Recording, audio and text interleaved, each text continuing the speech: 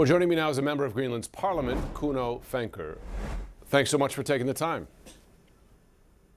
Thank you.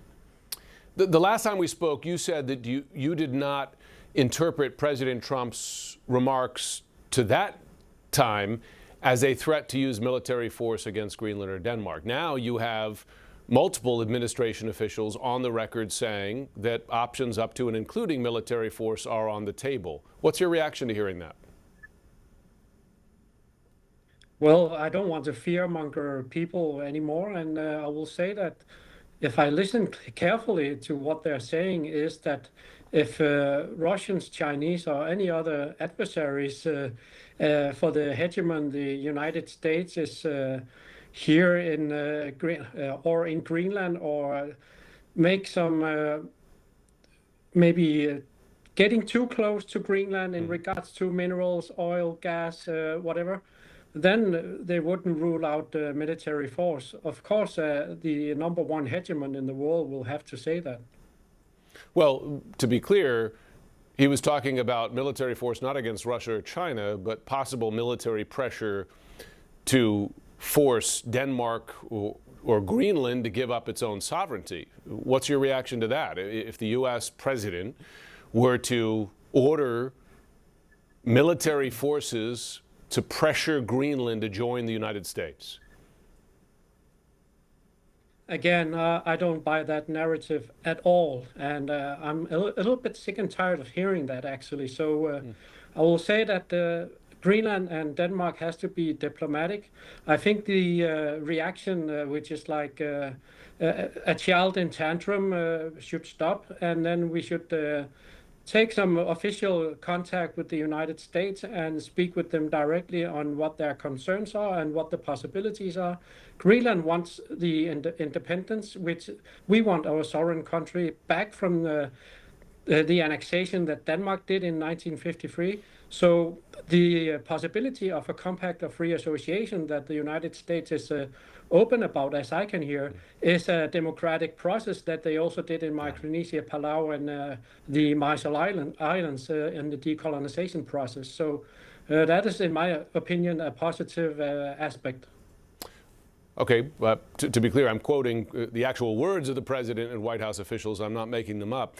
According to polling, 85% of Greenlanders oppose joining the U.S. Are you in a minority there, supporting some sort of negotiation along these lines? I think what we have is a clear rule, which is the Article 21 for our external self-determination, and we will, from our party, adhere to that absolutely. And what we have here is a negotiation that will soon start if we activate it, and then we will start negotiations with Denmark. And if there is an possibility for a leverage, and if the United States is coming up with some kind of an offer, why should we take it off the table? We have to see what's on the table and see what we can present the people in a democratic plebiscite. As you know, the 1951 Defense of Greenland Agreement already gives the U.S. broad rights in Greenland. Troops, bases, operational control. What exactly is lacking in terms of security for Greenland, given that that agreement already exists, not to mention the NATO agreement, which would mean that any attack on Greenland, given its territory of a NATO ally, Denmark, would require defense by the U.S. What is missing, in your view, in terms of Greenland security?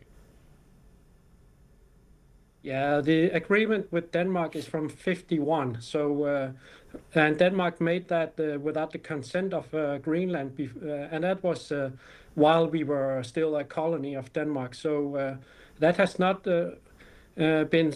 It's been amended a little bit, so it's a sort of a trilateral agreement. But Greenland is not a sovereign state, so we don't have a direct say in that. Denmark has the prerogative in foreign politics.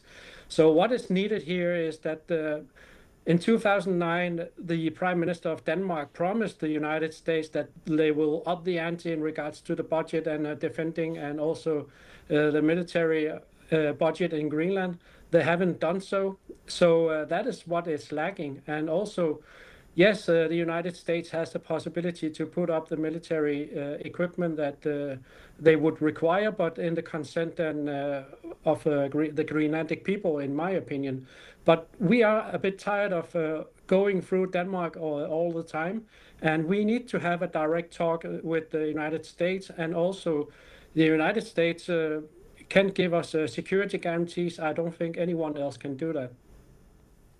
So you don't believe the NATO treaty, which already requires mutual defense, and given that Greenland is part of Denmark's sovereign territory and Denmark is a treaty ally of the United States, you don't think that's a sufficient defense for Greenland? Not to mention that the U.S. military force is already based there? It could be a discussion. I don't know, but NATO has changed a lot. We know that many countries have gone into NATO since when they started, and the geopolitical situation is absolutely different from back then. So we know that we have to do something now, and what we don't need to do is to be unfriendly and towards the United States, which is the biggest part of NATO. Do you consider it friendly for the United States to talk about forcefully acquiring Greenland? Those are the direct words of the president and his advisors. There are many words being said here. I will stick to the positive side, which is Greenland has the right to self-determination.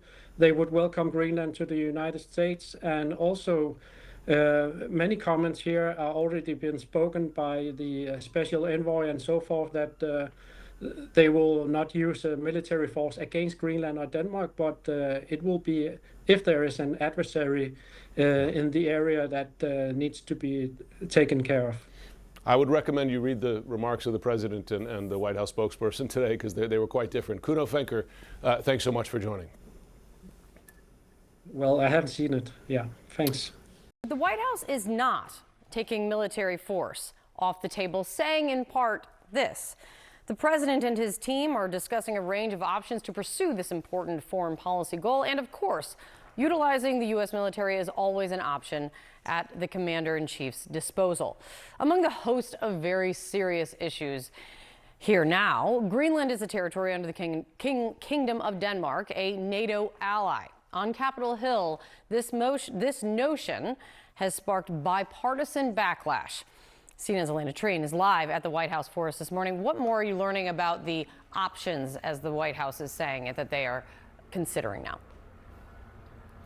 Yeah, I think that statement from the White House press secretary, Caroline Leavitt, set off alarm bells along many people on Capitol Hill, and of course, allies across the world, but particularly the United States NATO allies who have been very wary of this. I know that Senator Mark Warner, for example, earlier said that when he had heard the president talking about wanting Greenland, he thought that he was joking. But it is clear with the rhetoric they are using, particularly, of course, in the days after the capture of Maduro on Saturday, the strikes in Venezuela's capital, that this is very much a serious thing. And I think that statement saying that they are reserving the right to use the military to try and obtain Greenland is what is most concerning to people. Now, I do want to add as well just re-emphasize what you said about Marco Rubio, what he told the Journal, which is essentially telling lawmakers on Capitol Hill that their goal is to buy Greenland, not invade it. Of course, we have heard repeatedly from the leader of Denmark that Greenland is not for sale. But I want you to listen to some of what we've heard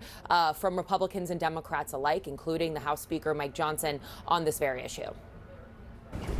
So, yeah, would you be comfortable with military action in Greenland?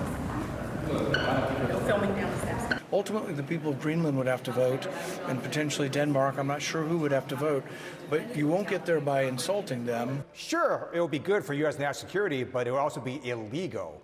Denmark owns Greenland, and we can't just invade a NATO country.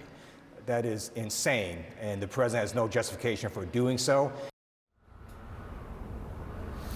Now, Kate, to give you some sense of what I'm hearing in my conversations with people in that building behind me, part of the reason Greenland is such a big desire for the president, I'd remind you, he talked a lot about this actually during his first term as well. It's because of the Russian and Chinese aggression in the Arctic region. And the president argues the U.S. could protect that territory better than Denmark can. But of course, one of the big concerns is what those lawmakers are highlighting, this idea that it is part of NATO and that this would completely undermine the NATO alliance, throwing the U.S. and its allies in this long-standing agreement into disarray. And so that is really one of the huge concerns and potential, fallouts of something like this, a move of this magnitude. I will also just point you, Kate, to what we had heard from some of the leaders of other NATO countries, places like France, Denmark, the Netherlands, all of them putting out a joint statement yesterday, making very clear that this is a territory